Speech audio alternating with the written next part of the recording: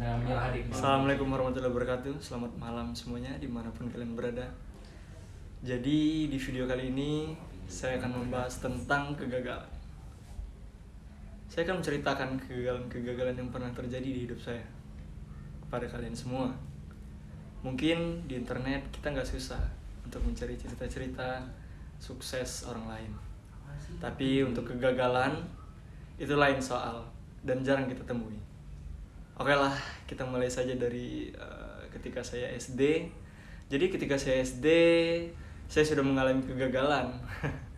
Dimana ketika itu kelas 2 SD, saya sangat sulit mengerti cara menulis hingga hampir tinggal kelas.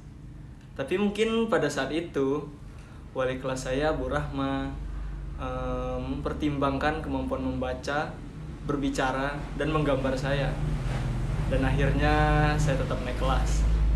Lanjut, saat SMP masih ada kegagalan-kegagalan yang berlarut-larut di otak saya. Apalagi ketika membahas soal percintaan.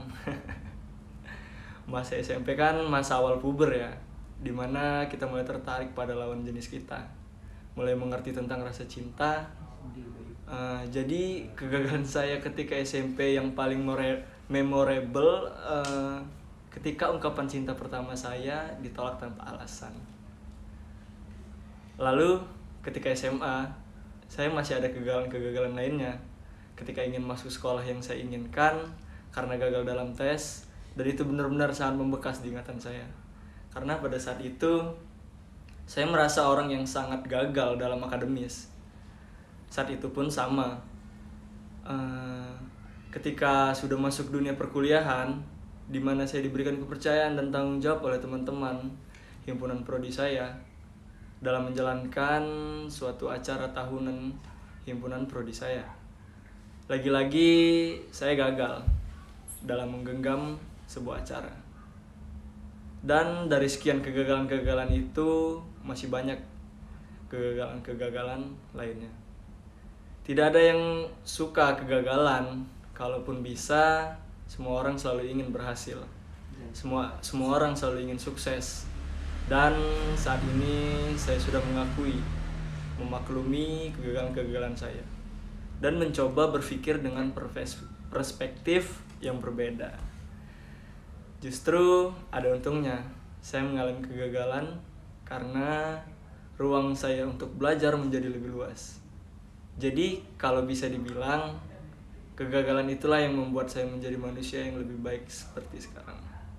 Saya menerima hidup saya sebagai orang yang gagal, memilih untuk meneruskannya, dan bersiap untuk menerima kegagalan yang lebih besar. Kenapa saya bikin video seperti ini?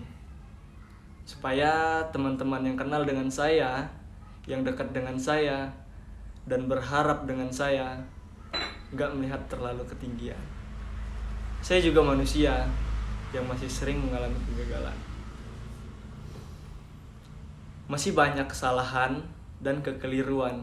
Kesalahan, kegagalan yang saya miliki itu mungkin melebihi orang lain.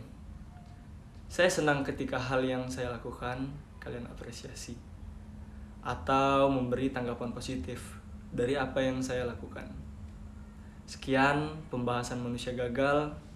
Saya Ricky Revaldo pamit undur diri. Selamat malam. Wassalamualaikum warahmatullahi wabarakatuh.